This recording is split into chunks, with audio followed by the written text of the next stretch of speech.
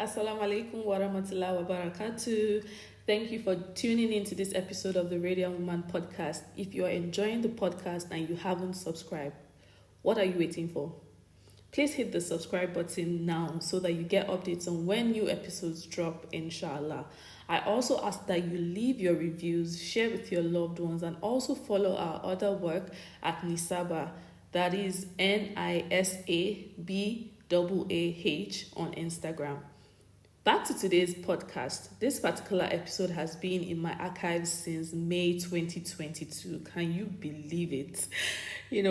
I struggled so much with the recording. We had a lot of network issues, distractions, disturbance on the day of recording, and I eventually, had to request that we re-record in August. But upon listening to both versions, I felt that the initial recording, which I am releasing today, was more real, and my guest also agreed with me. So I am taking this leap of faith, and she's also taking this leap of faith with me to release this episode, Imperfections and all, and I plead your indulgence in listening to it as it is. Right? I know that the audio might not be as crisp as other episodes, but please, try to enjoy it as it is. Who knows, maybe in future I might release the second version. Who knows? Anyways, let me introduce my lovely guest on this episode, Maryam Baba Mohammed, aka Beautiful Butterfly. Maryam is the founder of Women in Leadership Initiative, Wili Africa, an organization founded in 2016 on a mission to fight for justice, equality, and empowerment of women and youth. She is also a trauma therapist, a nurse, an entrepreneur, and an avid reader. Maryam is such a joy to behold, and her participation in politics in Nigeria is so admirable. We talk about her childhood, education, marriage, and divorce experiences, and how it has shaped her in this episode titled Evolving to Emerge. By the way, I didn't have to think too much about the title because it was literally given to me on a platter. This is how Sis Maryam herself views her life journey. So beautiful, if I must say so myself. Without much ado, let's get into this conversation. Bismillah. Assalamu alaikum wa rahmatullahi wa barakatuh, Sister Maryam. Wa alaikum assalam wa rahmatullahi wa barakatuh. Thank you for joining me on this episode. Thank you for, agreeing to speak to my audience, share your story. I mean, I'm excited to be here, although with a tech wahala, but alhamdulillah. Thank you so much for joining. I'm happy that you're here, and I can't wait to get into this conversation, inshallah. All right, so I think the first time I came across you, for everyone here, I think this is one of the many blessings of social media. So I know there's a lot of, bad rap about social media, but there are a couple of good things that can come out of it, right? So I met you on Instagram, and I think the distinct situation was, I think, when I had a giveaway for the exercise tunic, and you put in for that giveaway, and I think you and another lady won. I remember you sending in like your review and pictures, and just shouting Nisava apparels out, and it was so beautiful to see. You even sent me a picture of like you on a bicycle, so so that was beautiful to see. Thank you so much. Thank you for the support. And I think from there, we just, like your pictures, like mine, just exchange a couple of comments and all that. But I have been watching you. And that brings me to the point. Please, if you're trying to jumpstart your fitness journey, or you need a modest workout wear, please reach out to me on Nisaba on IG. We have them available now. We took a break, but we are back on. So just in case, I just thought to chip that in quickly. Anyways, but yeah, hope you're still with your tunic, sis. I am with my tunic, and I'm sure anybody that will order it will not regret. Like, it's so comfortable and Islamic compliant. You're not going to feel like you're not all covered. It's not I use it outside. I use it at the gym. I use it outside. In fact, I brought it here to the UK with me. Yay, mashallah. And I'm sure it's going to last you for I a love long the time, quality. because I have. Yeah, I love the quality of the material. So I've been using it Mashallah. for over a year now.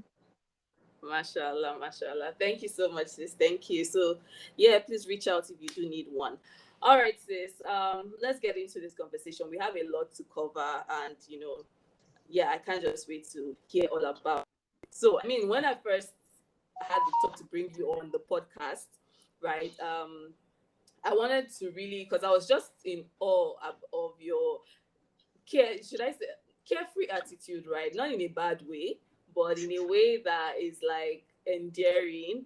And because for someone like me, I've always been like the party pooper, like the mother hen, that kind of thing. So it was so refreshing to, always come across you. You're just so joyous, so carefree, so courageous. Right. And yeah, so I've watched you share some of your wins, your losses, and all that. And it's just so interesting to see. So where did that attitude come from? That have you always been like that, or was it over time? I always laugh when you say carefree attitude. I'm like, like this. When people see me, they're like, this girl ain't got any worries. Yes, exactly. And in my head, I'm like, seriously, like you seem like you don't have any worries, but I do know that, of course, as a human being, there will always be worries, right? So Just that's what because I'm just wondering, like, how are you able to still bring yeah, up that kind of attitude, just because you irrespective? have it so well doesn't mean that it's not heavy. But then Hmm. I have a mantra that every day is a new day, Hmm. and once you leave everything in the hands of Allah, He'll show up Yeah. for you. So Hmm. why worry when it's out of your control and out of your hands? And then you got to live each day as it comes. Hmm. And it didn't come like I keep singing my mantra every day. Oh, it's a new day. I'm awake and the sun is shining. It's raining. Oh, Alhamdulillah. I'm healthy. I can breathe. I'm not running. I'm not going to the hospital. I have something to eat. Yeah. So Yeah. generally, it's contentment and gratitude. Hmm. That's really what brightens up my day. Talking about gratitude, right? This is something I think I posted something recently, maybe a few months back, right? And I said that gratitude is something that we hear all the time. It flies around on social media, in our circles, and all that. But I also find, at least speaking for myself, up until last year, I feel like it was something I was just paying lip service to, and it took me being ill to actually appreciate the gift of life, and the gift of those little things that we take for granted. So would you say there's a particular, maybe a few tips or tricks that you have employed in your life that has helped you to build up that gratitude muscle? I'm such a bad doer in the sense that when I put my mind to something, I really get it done. Really, Okay. by the grace of Allah. So there are a lot of things in my life that they come and they don't happen. So at a point Okay. asking like why don't they happen? I'll keep that thing written that there is a reason why it doesn't happen. Then sometimes most times I feel bad that I'm not able to attain that. But then afterwards Mm-hmm. it shows me like if this had happened, this would have been the consequences. Or this is not good enough for you. There is something better for you. Mm-hmm. So, and I got to understand as small as our breathing is is something to be grateful for. As small as the food on your table is something to be grateful for. Until I became asthmatic, that is when I knew that breathing is very important. Like it's something we're having for free. And until I Yeah. had insomnia, that was when I got to understand that sleeping is a privilege. Really, it Mm. is for you to sleep without any pills or anything. So I think Mm. there was a time I lost my sleep for like 2 weeks. And when I went to my gratitude journal, I wrote that the day I slept, I was so grateful for having a good sleep. So Mm. every day in my gratitude journal, when I sleep and wake up, I write that I am grateful for a sound sleep. And when I don't sleep, I'm like, Allah, please grant me sleep. Something as small as that, as small as not having headache for 1 month. no episode of paracetamol. You understand? So those Yeah. doesn't have to be the big things. When you thank him for the small things, big things come into play. No. So that's Yeah. Yeah. gratitude. Mashallah, absolutely correct. So, I mean, I guess it's, trying to actually journal, some of those things you're grateful for, regularly. And it journaling doesn't have to be anything grand, right? It's just, you could just be, I use my notes on my phone, right? Because it's just easy to, keep up for me. But some people, you can just have like a jotter or something where you write stuff regularly, and those things just, they remind you of stuff. There are sometimes you look back and you're like, oh really, like this actually happened, because it's very easy for us to forget as human beings. But yeah, yeah, it took me a long while, or I had to go the hard route to realize, to really embody gratitude. And I think it's the same thing for most people. Maybe when we have like a health scare or something, or maybe we lose someone or something, before we truly really start embodying gratitude. So may Allah make us amongst those that are grateful all the time. All right, so tell me about growing up. How was childhood for you? And what would you say were the experiences that impacted you the most, both good and bad? Childhood was really a roller coaster for me. Mm, Um, I didn't grow up with my parents. I grew up with an uncle, and mm, we're five girls of almost the same age. And then we have elder sisters, like three of them or so. So, so not growing up with my parents, you know what? Not growing up in the house, in your own family house means another thing. yeah. But then, yeah, it was all naivety. It didn't matter that there was a difference or any other thing. But then it was really a roller coaster. And Mm, up till secondary school, that is when growth and everything started falling into place. Honest, I love my childhood. I love that's where, because I wasn't with my parents, I wouldn't have been open minded. I wouldn't have been having a lot of insights. I wouldn't have grown over my own age mm-hmm.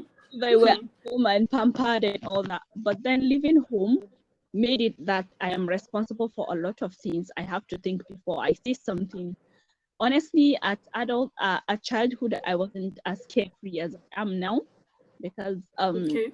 I have to think about what I say. I have to, and I couldn't decide for myself. Decision was made on my behalf, on all our behalf.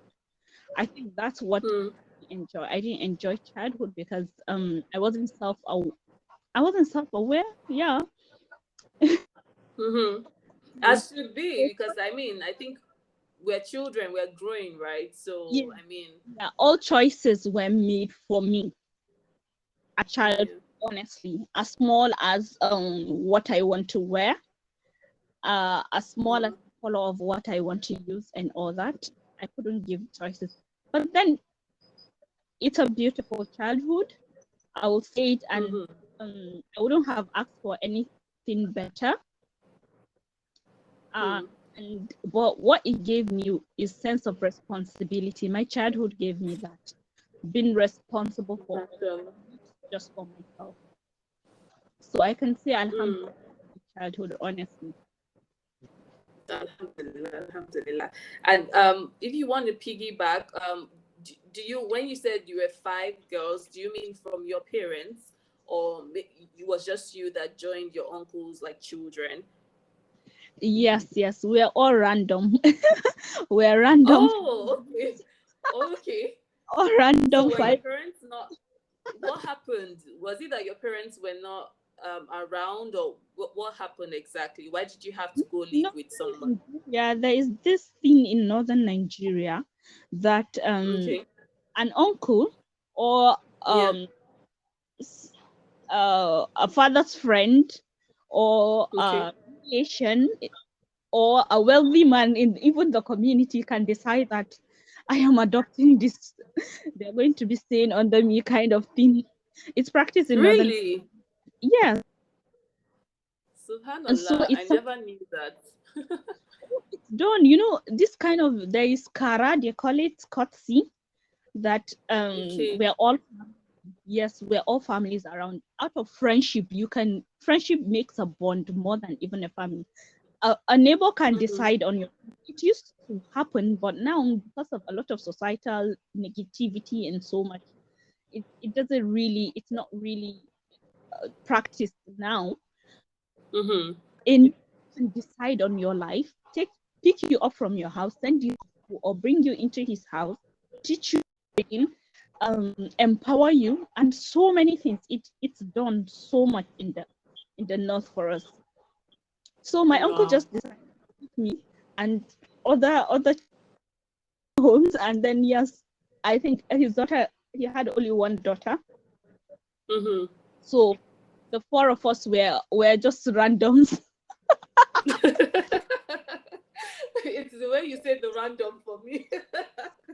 Yes, Oh dear. I'm at the randoms. Like, okay, we're kind of we're all connected and really somehow related, but then it's not Mm-hmm. from him. So we all Yeah. grew up. Okay, I came here, he came, you came, and we just found ourselves, and then we became family. Yeah. And are you Yes, still in touch with? Are you still in touch with all of them now? yes. I always laugh at that kind of setting up. Like, you just wake up and find yourself. My mother gave birth to 5 girls. On the other hand, I'm not even as Mm-hmm. connected to my own siblings as I am connected to the Yeah. siblings that were around. Yeah. Which is expected. Mm. Constantly, differences come up, and then so many things happen, and then you get to another circle of life. Wow. So what would look like? We're just random strangers met and then became siblings. Wow. This is so like it's amazing to me because I grew up with my brothers. Like I have three elder brothers and I'm the only girl. So we grew up together. So I can't even really imagine, and my parents were very, should I say, protective in the sense that they didn't even like to know when it's time for like holidays. They would rather people come to our own home than for us to go, to other people's homes, even if it's just for like 2 weeks or something. So it's really interesting hearing your perspective. But from growing up, would you say that I wouldn't say is it a practice now, or would you say that practice is the best for a growing child, at least from your own perspective, from your own experience? Do you think you would have preferred if you had lived with your parents, or I mean, or maybe it's just different variables in there. Anyways.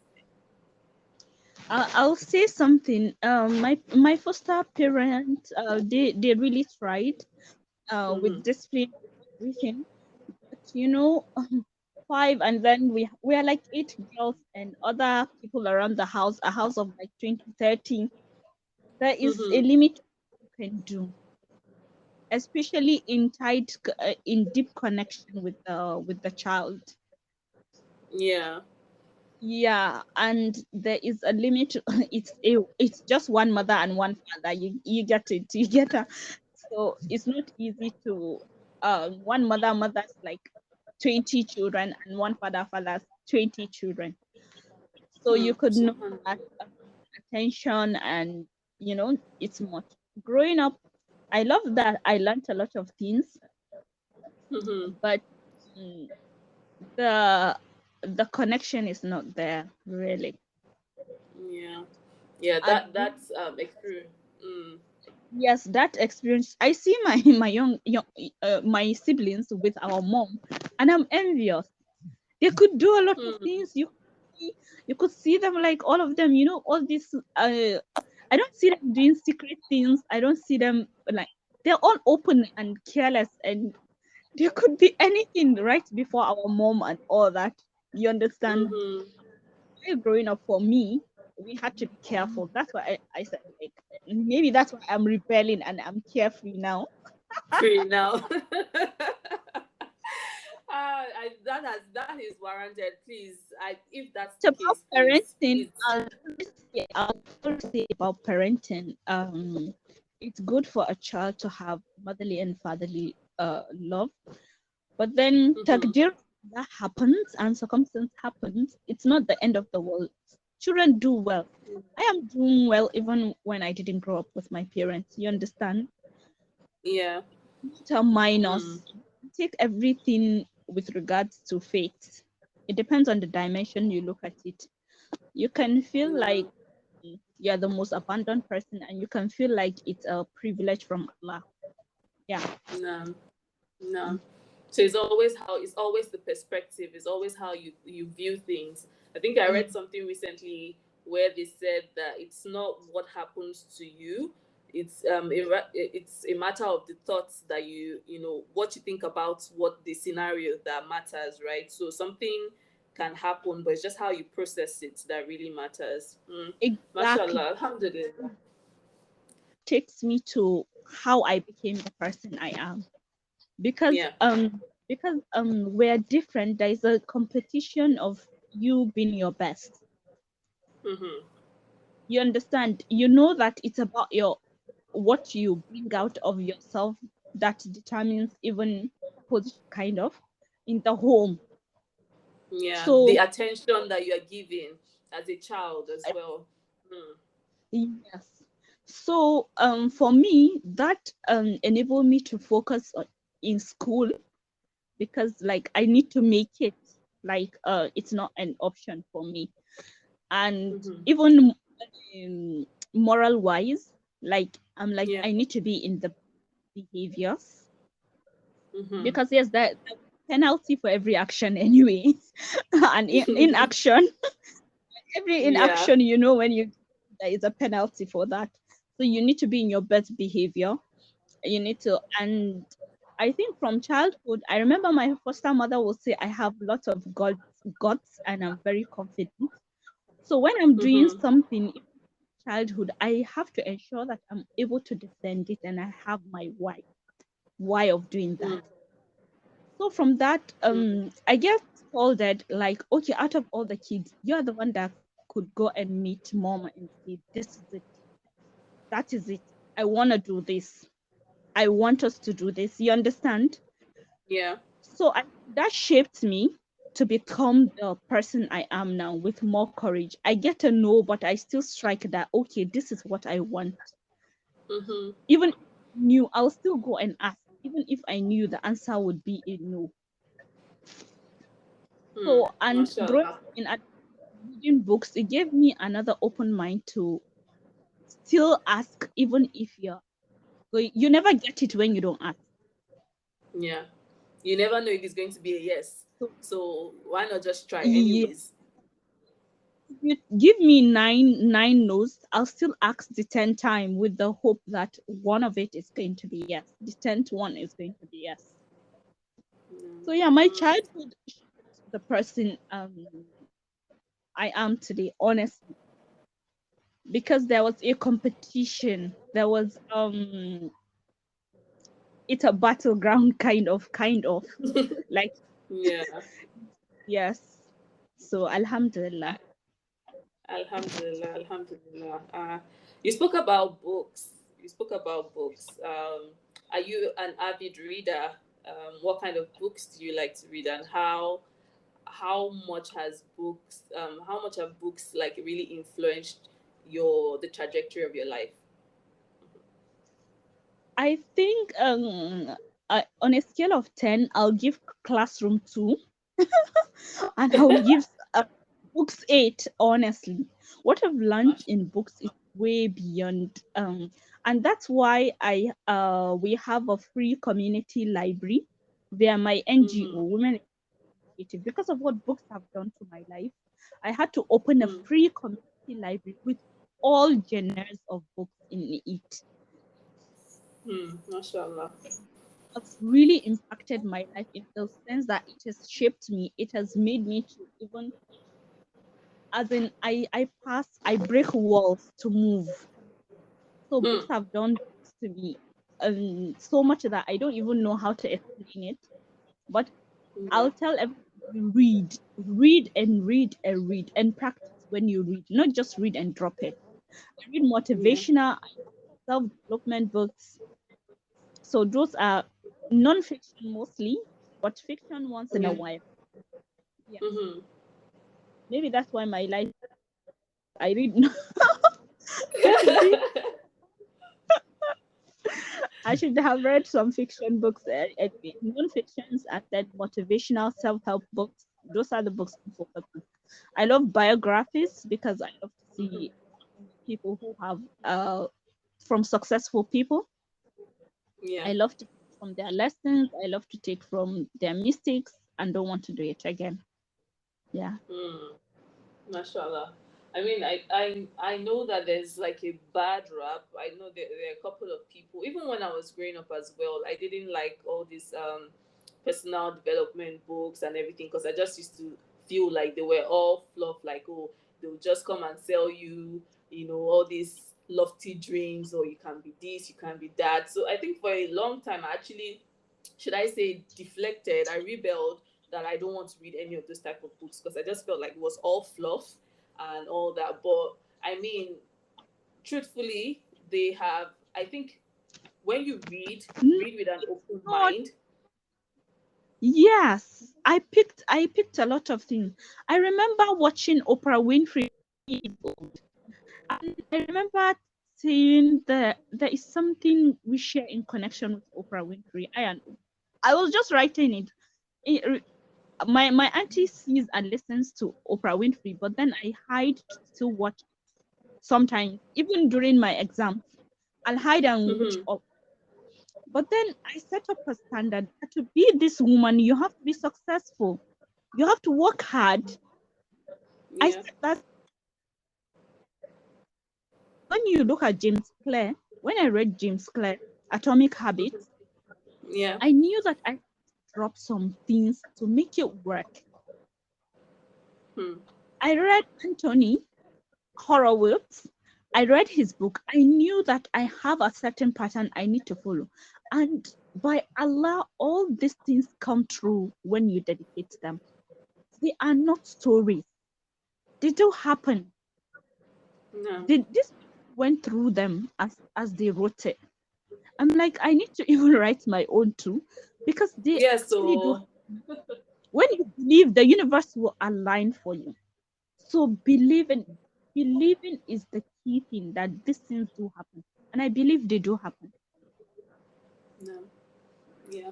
Our beliefs literally run everything that we do, right? And I think being able to believe, even like as in terms of our faith, just believing that there's someone up there, right, is so critical in the way that we view things, the way we live our lives and all that. So belief is very critical, and I'll just encourage everyone, right? Some of these people that do all this motivational stuff, I mean, some of them are all fluff, but there are a couple of them that are quite genuine, and I think pick the message, apply it and see if it works, right? And for me, I always say that when I read books, right, maybe biographies or biographies, or even like random like personal development books, they even draw me closer to Allah. They make me see my faith in a different light, because it just solidifies that whole, that, oh, everything that they are saying, I can find it in Islam. It's just they probably have phrased it in another way, and I'm able to now see a pattern and merge it together. And for me, that's just beautiful. So I mean, if you're out there listening to us and feel like, oh, maybe all these personal development books and all that are fluff, I'll just say that have keep an open mind and read whatever type of book you want to read. I read all sorts of books, right? Just read, because it's very, very essential, and it just does wonders to human beings. Really, reading is amazing. It's amazing, mashallah. Thank you for sharing your experience with reading. Right. That's So why I'll say keep the good, keep and take the good from it. I remember reading Vox. Vox is a feminist kind of book and says a lot of mhm, things to go deeply into it. But for me, it has another way. of in-depth thinking and all that. It has a lot of things that Islam is against, but then there was a lesson I picked from it that really it has also engineered my life. So in every book Yeah. you pick the good and leave the bad in.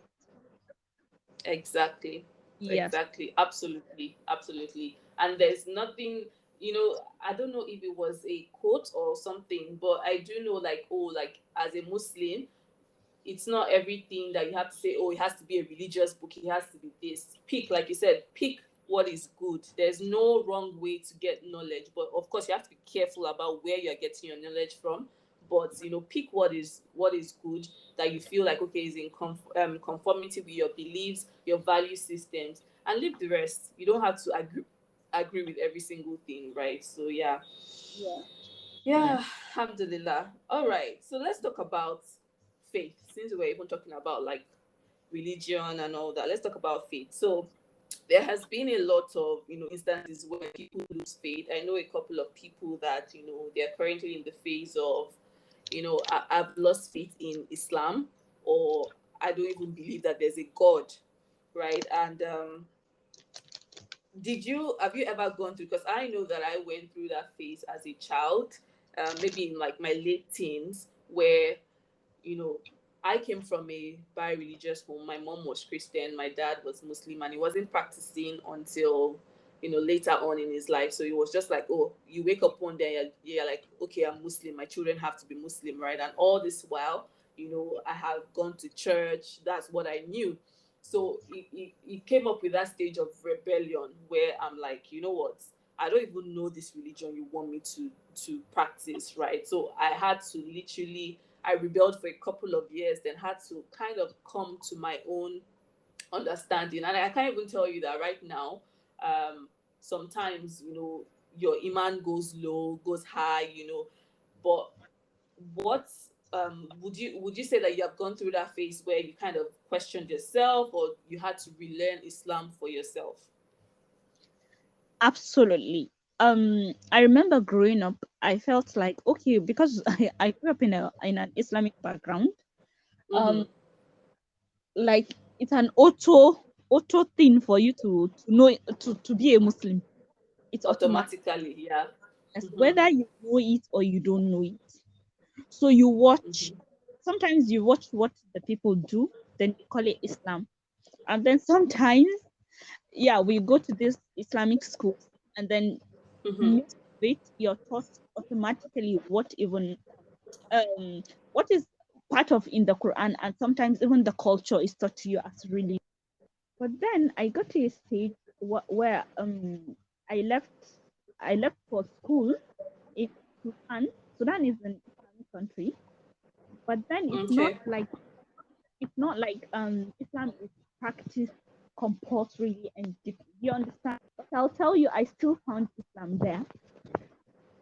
I decided to search on Islam. Is this the religion I even want to be? Like, there is so much that is Mm-hmm. being said about Islam that I don't even know. So I started by even learning good manners. I started by Mm-hmm. learning how to perform wudu properly. So I was like, for the Yeah. 20 years of my life, I don't even Mm-hmm. know how to do it the proper Islamic way. I had to Yeah. relearn and then reaffirm my faith in Islam. I was wearing niqab and hijab. Okay. Yeah. And I was at that stage when you're talking about iman fluctuate and Mm-hmm. the deflates. I am at Yeah. that. I was at that stage. I wore the niqab and the hijab, and I was so convinced because I read it myself that hijab and Mm-hmm. niqab are obligatory, and Mm-hmm. that's enough. Like I am with those people that says it is obligatory, No. even though at the stage now I am not wearing my.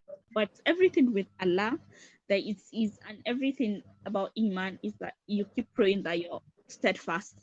Yeah, so again, back to faith. Why do you, in your own opinion, why do you think that we get to a stage where we start to question? Do you think it's like a natural thing that happens to everyone at some point in their life, where even though they have known this religion for years, they just start to question? What are some factors that you think might contribute to that? Knowing Allah and being born in Islam, they are two different things. If truly you embark on a journey to know Islam and Allah, and you reaffirm your faith to Islam and Allah, you will not question it wherever you find yourself. I have been hardly heated and tested by Allah. To my knees, I have been there. And I knew I was tested, and I did not have an option to question that. Is this the Allah that loves me? Loves me? Is this the Allah that created me, that is putting me in this side? Because earlier I have embarked on a journey of knowing Him fully and who He is and what Islam is all about. So I'll tell anyone that really you need to find Allah, look for Him, know Him, reaffirm your faith in Him. In whatever circumstances you find yourself, your faith will not be shaken, because you will definitely know that you are not alone and you're only being tested, and it has a time frame. Test has a time frame. Yeah. So those that question it, maybe one is that they didn't go to find the religion themselves. They hear it from others. Yeah. That is why you will see that some reverts, especially foreign reverts, more firm in the religion than we are. Yeah. Because we're inherent. We just find it like we're like in northern Nigeria, we just find it that we're automatic inheritors of this religion. We just inherit it. Okay, my parents are Muslims, so that's it. I'm a Muslim. So I don't even need to go and research on it. I don't need to. The little I hear from scholars, it's enough for me. Yeah. Not even scholars, the ustaz in your local environment. Yeah. So I'm saying, please take it upon yourself to look for Allah, find Him, and reaffirm your belief in Him. By Allah, everything will fall into place, and you will not question your belief even when you are in deep of the ocean. No, absolutely, sis. And I think, for me, it's go back to the word of Allah. Allah has already told us that, if we seek Him, if we run to Him, He's going to run to us as well. So I think it's just, what are you seeking? Are you seeking the truth, or are you just what kind of attitude are you even going in with? You can be looking for something, but you're looking for things to nullify it, or are you actually seeking the truth? Are you being saying, okay, this religion that I'm having doubts about, I really want to seek the truth? Because those are two different things as well, because your mind will search for, there's sometimes you're reading the Quran and the message is not even clicking to you, but then again you're in a different frame of mind. Maybe something has happened recently and you're reading the Quran, and the message, it seems as if Allah is speaking to you like directly. So I also believe that it's the frame of mind you're going in when you're reading the word of Allah. You need to go in with a very open mind, a mind that is actually seeking for truth, and inshallah, Allah guides whom He wills. You will get to the answers that we all need, inshallah. That's why I'm emphasizing that you should know Allah. Sometimes when I'm so happy, I remember I blow kisses in the air because I start everywhere. I start blowing kisses. You know why? Because of how much that He watches, He sees. He is closer to me than my jugular vein. He is there. He's everywhere. Allah is everywhere. You don't have to say Allah is up above the sky, Allah is below the earth, Allah is by the side, Allah is in the clouds. He is everywhere. He hears you. His promise is true, and it shall come to pass. Ask Him. He's closer to you. Talk to Him. He is with you. All these things, when I remember, you find me when I'm happy, I blow in the air. When I'm crying and I'm like, Allah, I know you're watching me cry. You need to make me smile. I speak to him. Hmm. So knowing him and finding him will help you across this life, like, and reaffirming your faith and believing him. No. No, Alhamdulillah. So, when I was scheduling this call, or rather this conversation, you mentioned something to me. You mentioned that you are divorced, and I was like, subhanallah, I never knew about that. And I find that this is something I feel like I've been under a rock, or maybe, I mean, everybody's in their own bubble, right? But in my own circles, I don't find a lot of that.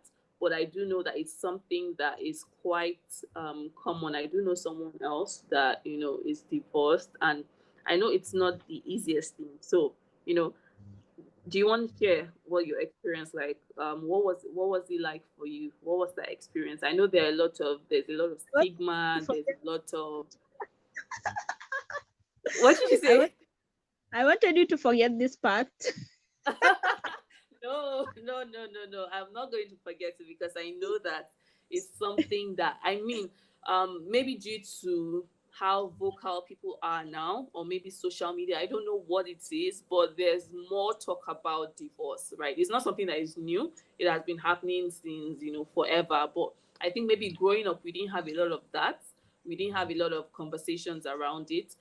So knowing that okay, you have gone through this process, it will be lovely to hear what your experience was like. I know that you said you've been, I think, out of it for a while now, a couple of years, so I think you're in a better place. Alhamdulillah. But it would be nice to hear what the experience like was for you. Oh. Anyway, I married early. Is it early? Not so early. 23. Is 23 early? It's not It's so, early, yeah. oh, it's early. It's early. Okay, not too early. Not too early, because to be honest, I married at 23 as well. But I sometimes I say that I was lucky because I literally did not know anything, right? I But I don't know. But funny enough, I would have loved to marry at 18 because I see me grown up with my mom, and oh, she's all joy, and she has us adults and all that. I would have loved to yeah. marry early and it's early. But I don't want I wouldn't have loved that. I was so naive. Yeah. So Hmm. what actually happened to me was that I married early, and there is this thing I'll tell people, be true to yourself. We can marry for all the right reasons. I see women saying they want to marry, especially we practicing sisters, that Mm-hmm. keep saying we want to marry a very practicing brother that knows the deen and all that. Please Mm-hmm. be a practicing brother. Look for his character and attitude. It's different to Hmm. have knowledge. You don't know if he's practicing with attitude also. It's different to have knowledge of Islam, and it's different to practice what Islam says. It's Hmm. really sweet song than it is in the heart. Hmm. So when you are making choices, that is before the marriage. They say there are red flags. Honestly, there are red flags, and do not ignore them. Just because Hmm. he believes in Allah and the last day, and you're like, the red flags are going to take away. If he doesn't fear Allah before the marriage, he's not going to fear Allah after the marriage. Hmm. And if it bothers you before the marriage, it's still going to bug you after the marriage. So Yeah. it's not something that you say I'll ignore and then it's going to be all of that. Though it is being said that you should marry someone who fears Allah, because he will fear Allah with regards to any judgment on you. No. I'll still say look at the person's mu'amala, how he behaves with other people, bring up issues, his relationship with other people. And the highest thing now and these days, please put things on the table. Do not hide it just because you want to show him like you are a practicing Muslim and that you don't like money.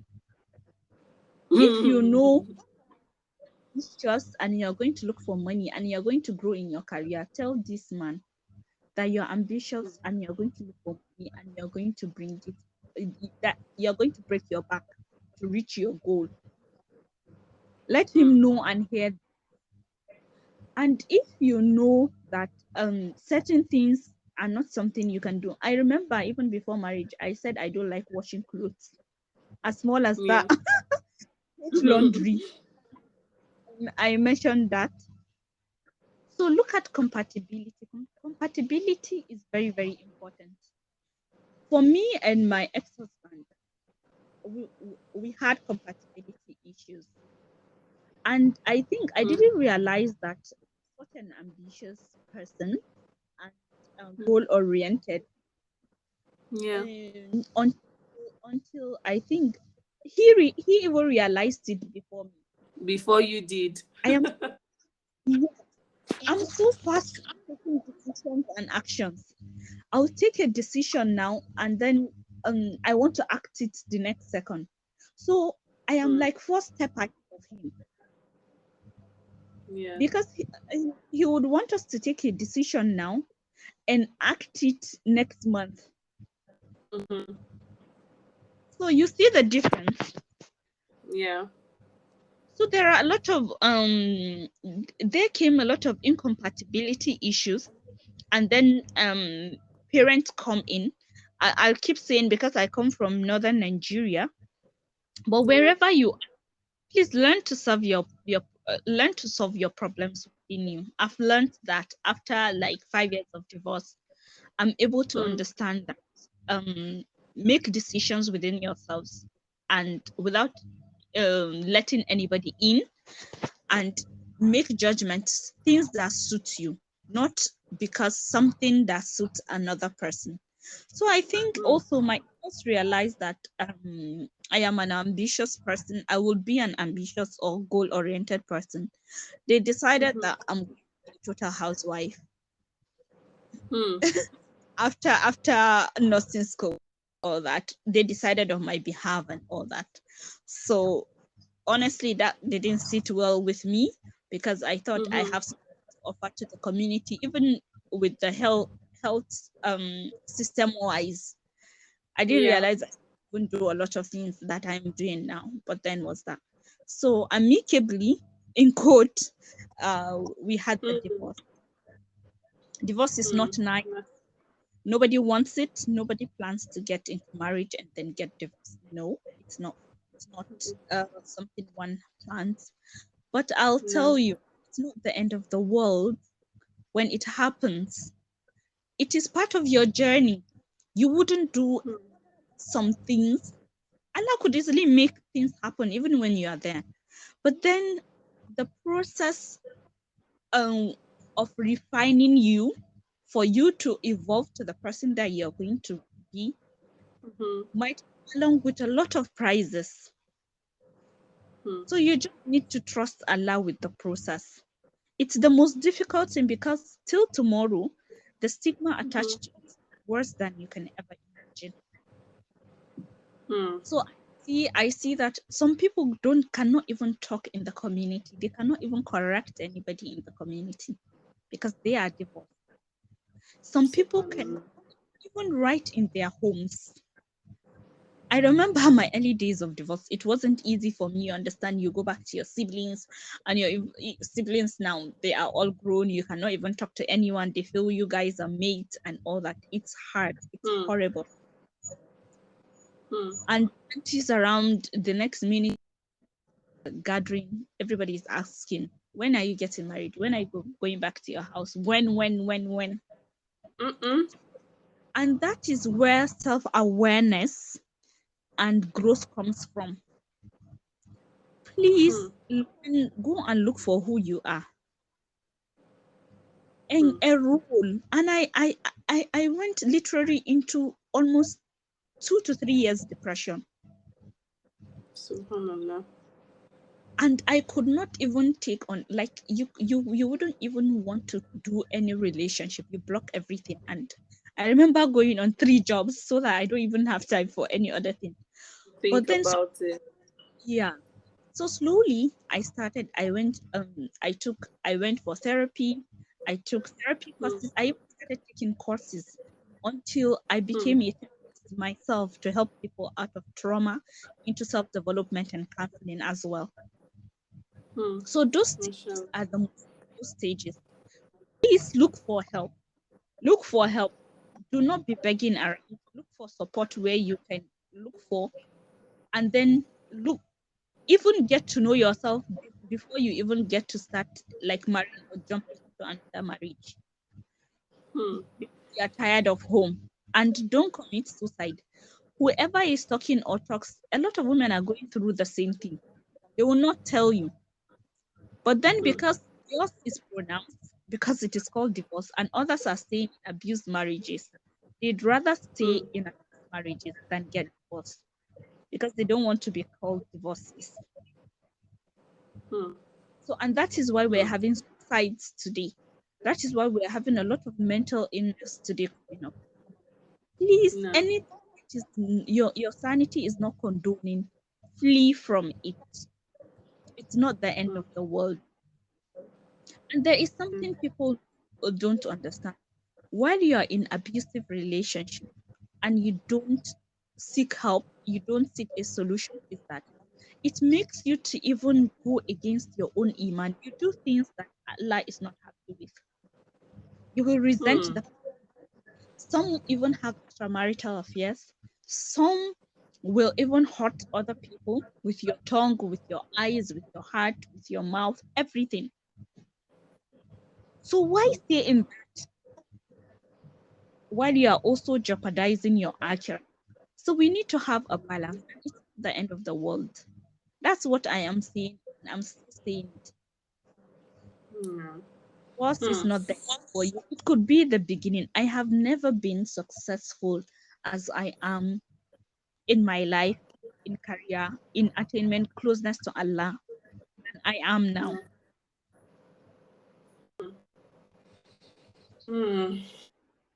This is heavy. This is quite heavy. So thank you for sharing this. So you mentioned, a lot of stigma. So I was going to ask, do you, 5 years on, do you still experience that a lot from, people from like your community and all that? Or do you think, maybe they have forgotten or they've moved past it just as human beings do, right? And Uh, in terms of looking forward, um, I know you said you kind of did like 3 jobs just to, not think about like, okay, maybe having a spouse or whatever, but are you hopeful now? Are you now open to that now? I remember it's even funny. I remember I lost my friends, very, very dear friends, because Because of I your was, divorce? yeah.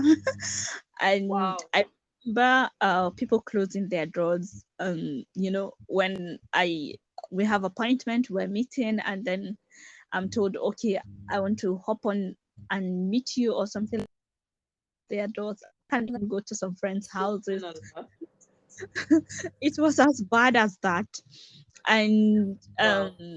I have even friends, aunties, relation, other people like deciding my relationship with others for them, not even for me. It's for them. So it's quite that bad. But as I'll tell you, because of my self-awareness and my determination to forge ahead, really helped me. So that really helped me to give my gratitude to Allah and say, okay, this is it, but this phase is going to pass. And so that when you're going through divorce, you need real help. You need good community that will understand you and understand what you're going through. So because it's really tough out there. I remember people that would tell me, we've already said we're meeting or something like. In fact, the worst is that I missed friends That on is the. sad. It's sad, and it became it's a painful experience. But then I took it out of my stride, like it's Allah's way of you know it's Allah's way of teaching me part of the process and make it easy. I keep relating everything and taking it back to Allah. But then that affected my mental health. I started questioning at a point, is it something I did? Is it something I'm doing bad? But then I'll go back down and say, okay, this, and then see that it all revolves around that I'm a divorced woman. So, and then yeah, I just let it. I'm like, so it's not in your hands to control it. That is And very sad because when you mentioned that you were depressed, I was going to ask that was it the divorce itself that made you depressed, or was it the reaction and the aftermath, everything that came at you after that whole scenario that made you depressed? But it no, seems like it's it's even aftermath. In fact, it is not the aftermath uh from like what really it's about, or what has happened to me even during my stay in marriage, you know, abuse and everything, emotional abuse and all that. It's not. It's the aftermath from directly loved ones. Just imagine you have friends and you want to meet, and they tell you that you can meet them, or they give you one excuse or the other, and you know that that is the reason they are not allowed to be seen with you. because of the fear of maybe you might influence them or what. You might influence Okay. them, like you could be a bad influence. Oh my It, goodness. it's I think more than anything that broke me was that I had friends I love and I lost them, but It's okay. I fully lost them. But that was the most painful experience for me. But yeah, with time you get Yeah. to understand, and then that makes you a better person to be able to support others going through the process. I'm so sorry. I'm so sorry about that, sis, and I'm so sorry that you had to experience that. And it's quite heavy for me because I feel like I can't even imagine. God forbid, maybe I go through a divorce or any of my closest friends go through a divorce, and it is at that moment I decide to abandon them.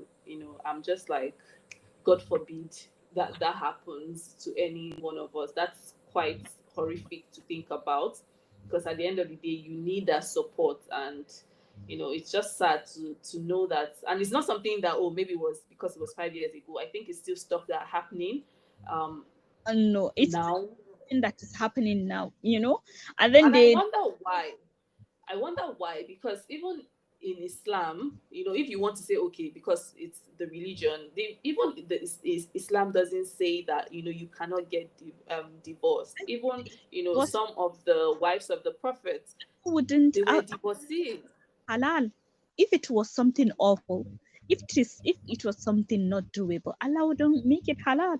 He says Exactly. that he's not happy, like he doesn't like it If when. it happens, yeah.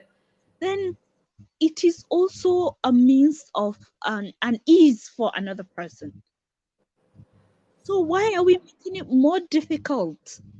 We're glorifying abuse more than the No. person gets. So somebody stays in abuse. Through my counseling, I have seen a lot of women come and they want me to say, get divorced. Go, leave your husband, leave your family. They want me to pronounce it for They them. want you to say that. Yes, because they think I did it and I carried it so well. I'm like, I cannot Mm, allow you to do that because I did. It's heavier than the way I carry it that you see. You're not even seeing a cut of what I am carrying. But then it is also a means of ease. Allah has given you an eye. So why don't we take the ease? It's not a mm, death sentence. You understand? And then yeah.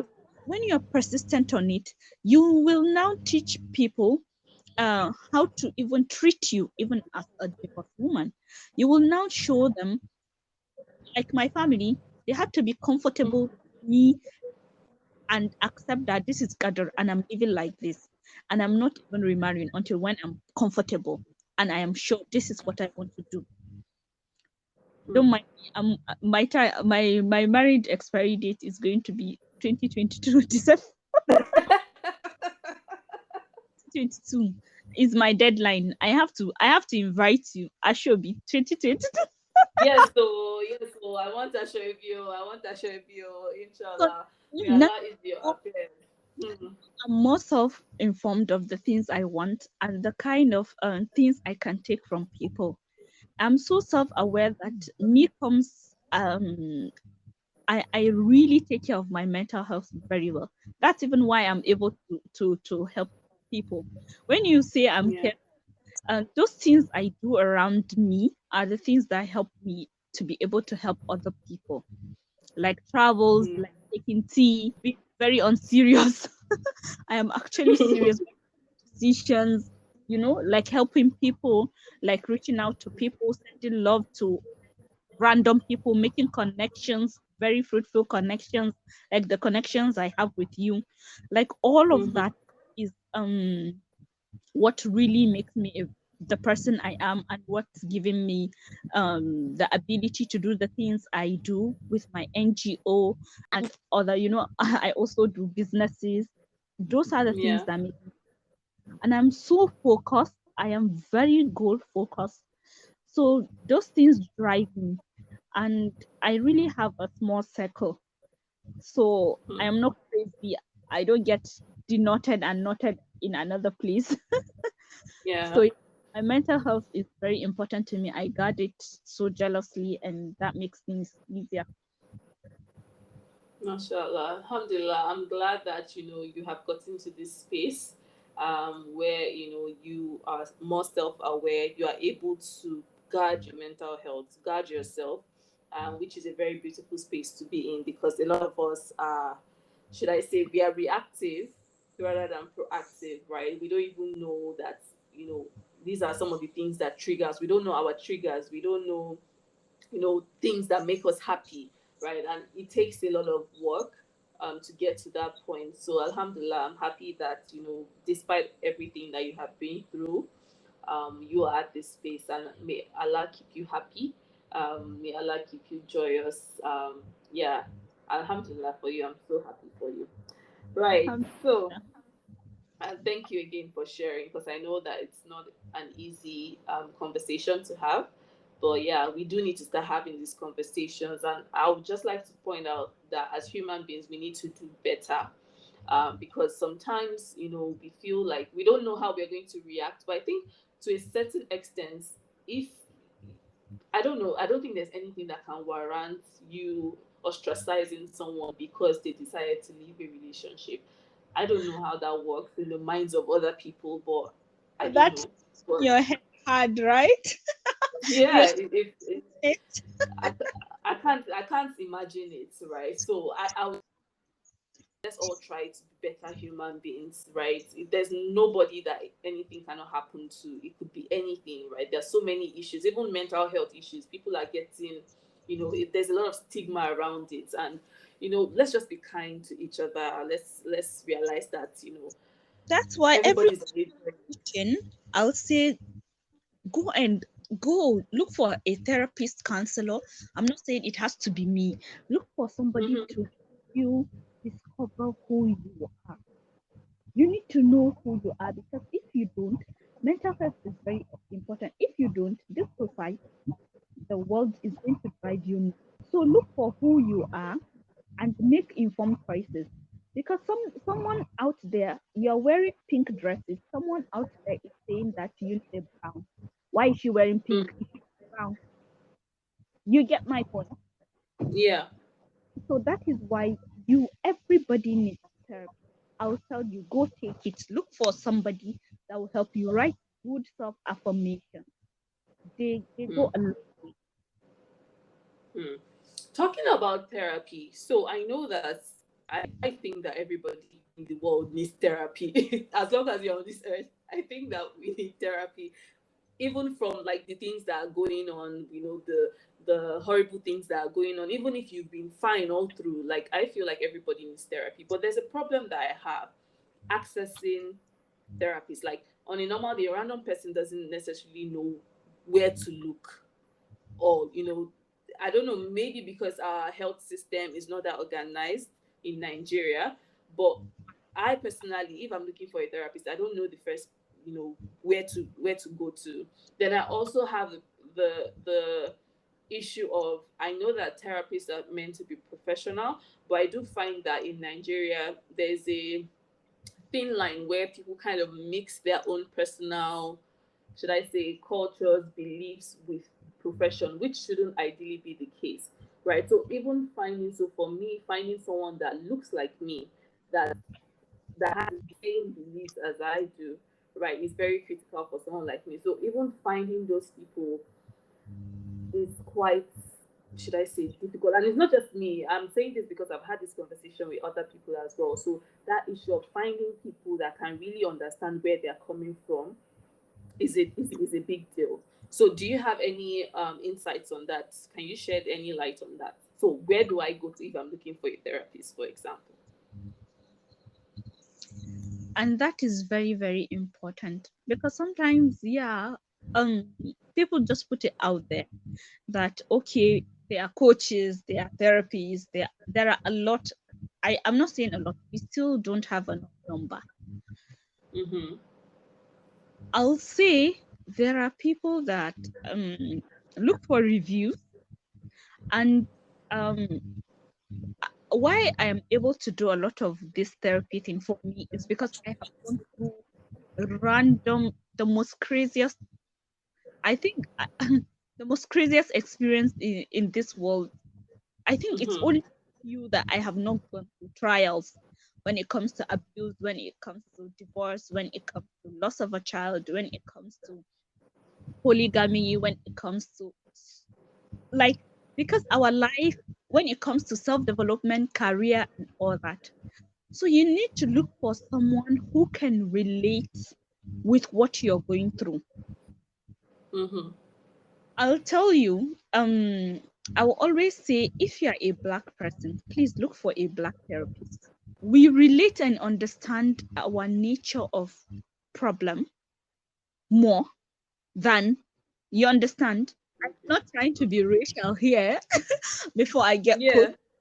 I'll say, in essence, I'm saying look for somebody that understands what you're going through, that you speak the same language, not language as in language, Yeah. same pattern of experience, because it makes Mm-hmm. them easier to put themselves in your shoes for both of you to come up. I don't know if Yeah. this makes sense. Like, okay, Yes. if Yeah. you look for somebody um in another country, and you tell the person that you are divorced because um, your husband's mother decided to not to like you or something like that, the person might Mm-hmm. relate with that, because in the place they'll be imagining what brings your husband's mother into this issue. Hmm. Have a space, because to them it's an intuition from an outsider. Why to us Blacks, she's a key Yeah. element of your marriage. Yeah. Do you get my Hmm. point? So I Yes, I get it. want to explain to somebody that there is sihir and all that, black magic and all that. They'll say Mm-hmm.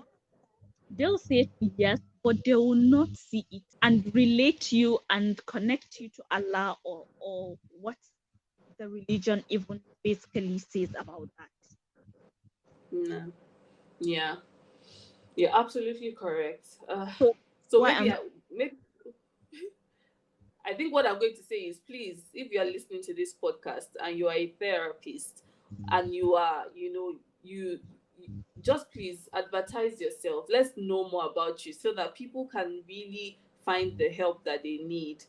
Because it's really a struggle. I've spoken to not just one, two, or three sisters on this issue of, finding someone that, a therapist that they can relate with, that can understand where they are coming from, right? And yeah, it's a big deal. So for someone like me, if I'm looking for a therapist, I'm most likely looking for someone that is Muslim as well, because I know that we have shared experiences. There are some basic things that we both believe that, it might make the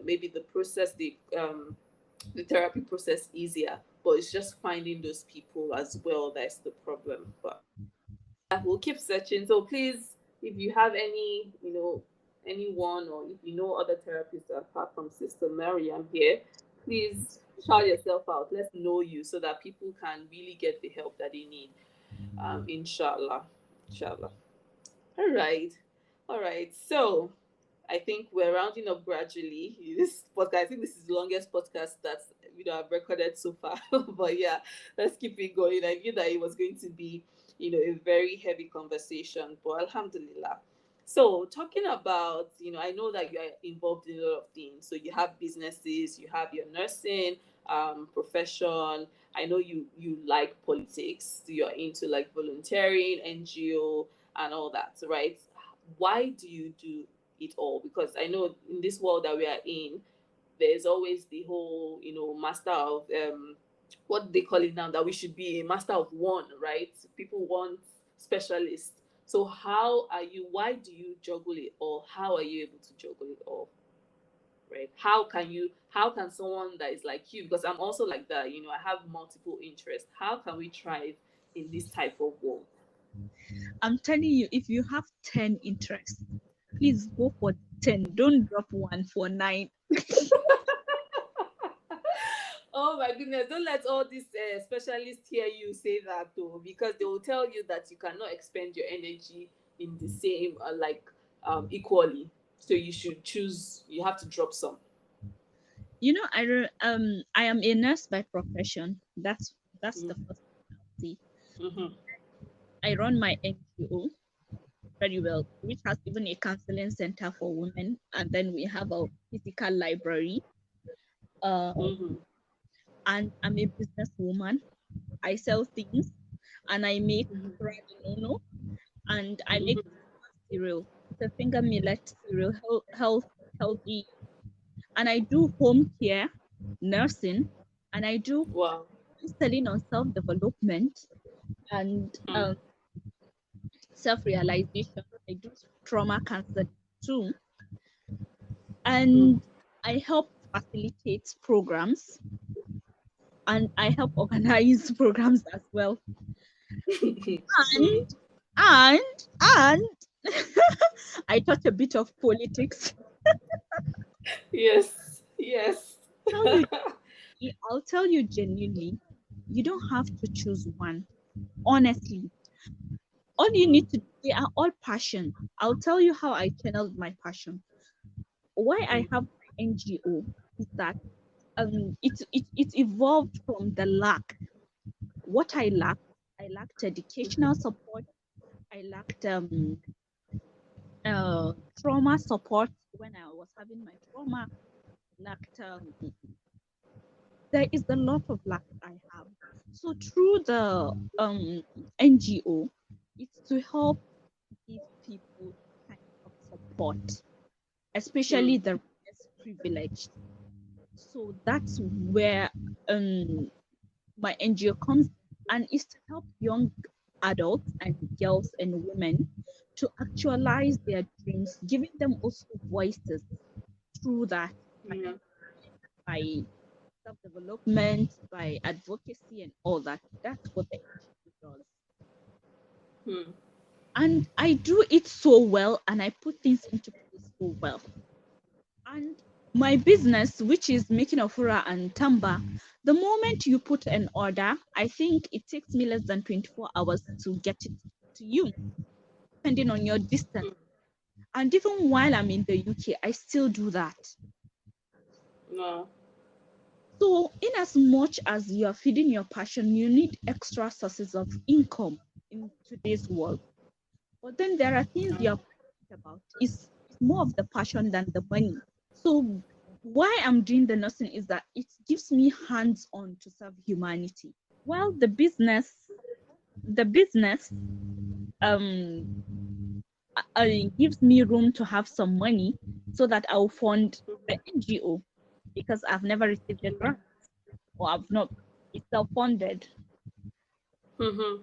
So that's where the money comes from to fund the NGO. So I had to stay in nursing and do this to be able to fund the NGO. So when you don't patch on this intellect, like gifts you're having, you Yeah. cannot even feed maybe one passion that you're passionate about.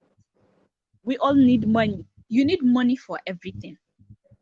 Yeah. If you want to journal, you need money. If you want Mm-hmm. to um travel, you need money. If you want to No. do support work, you want to support do community service, you need money. So whatever No. you do, you need money. So without perching on this gifts that you're having, that Yeah. financial support might not come. You need different source of income and outlets. So I am saying that it's not something, and a lot of our passions, there are things, a lot of things we do, there are things out of passion. Oh, I like this. Let me try it. Let me do it. Just for example, Mm-hmm. like you in anchoring podcasts doesn't stop you from doing nisaba, does it? No. There No. are different No, things definitely. you can call. You can host your podcast at times that you're Mm-hmm. not busy, and then you'll be fine and do nisaba another time. I'm still running my Yeah. NGO while I'm doing my MSc, because I have people, a group of people that we work together. That I would am do the still work. proud and my entrepreneurship program, because yes, Mm. I have people that I have taught. So that's Yeah. where entrepreneurship comes in. Teach people so that there is um distribution of You can labor. have structure. Hmm. Yes, have a structure. It makes things easier. They'll be asking, how did you do it? I delegate. Learn to delegate. You cannot carry every wahala just because you want to glorify that you're a superwoman.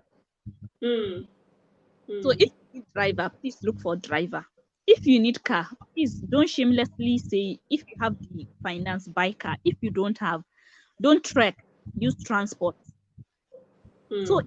all things that works for you, do it to make it easy. Then when you have a nice planned way of running things, you see that you're doing 10 things at a time and you're not stretched or anything.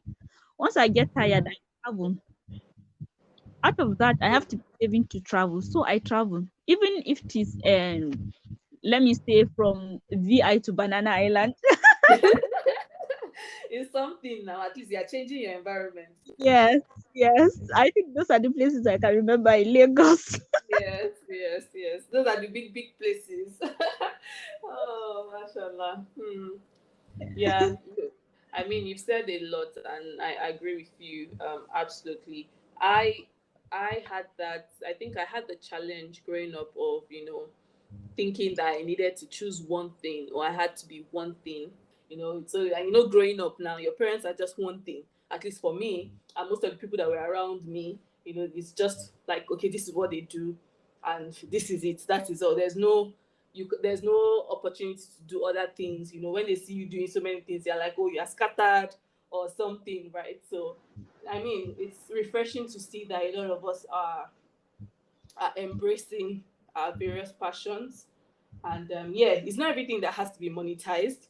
um, yeah, so some you just do them because you just love it, and there's some that you do because, I mean, you need to make money, right? So and fund other things. So alhamdulillah, I'm so glad that I'm in a better space in terms of my various expressions as well. So if you're listening to this, please feel free, as Sister Maryam said, feel free. If you like 10 things, don't drop anything.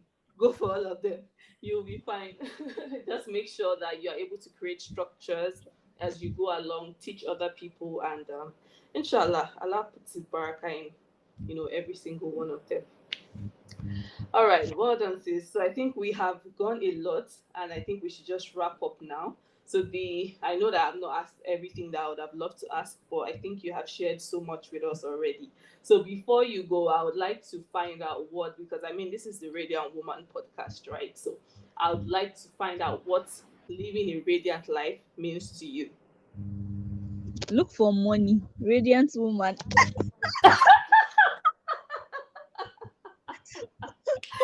Look for money. Oh no, it's not I only money that I preach on this channel, though. what I want to there is a way that we glorify poverty, and then the Muslim community is like decent about looking for money, business women in business. They don't want to even shout out like we're looking for money. It looks like you're looking for dunya. I'll still say it as it is being said, that look for the dunya like you are not going to live it, just like you look for the akhirah like you're living it the next second. No. You need finances to do zakat, finances to do a lot of good deeds. You need finance, and for every woman, look for, I'm saying halal finances, so look for For it. sure. Take care of yourself, do exercises, drink a lot of water, rest, because today there is no rest. When you need to pause, please pause. There is more to life, and there's only one you. When you need to take a break, when things don't sit in your head, please pause, take a deep breath before you continue, and make sure you really drink from a cup before you empty it into another cup. Have a source where you rejuvenate yourself. Is it drinking a cup of tea? Is it ice cream? I do a lot of ice cream, so don't mind me and my health. I do a lot of ice. Is it by taking ice cream? Is it a cup of tea that does for you? Is it just lying down? Is it just meditating? Is it calling a friend? Is it going on a gathering? Please take each day as it comes. You're not in a competition with anybody but yourself. No. So, All and right, you guys. ultimately believe in Allah.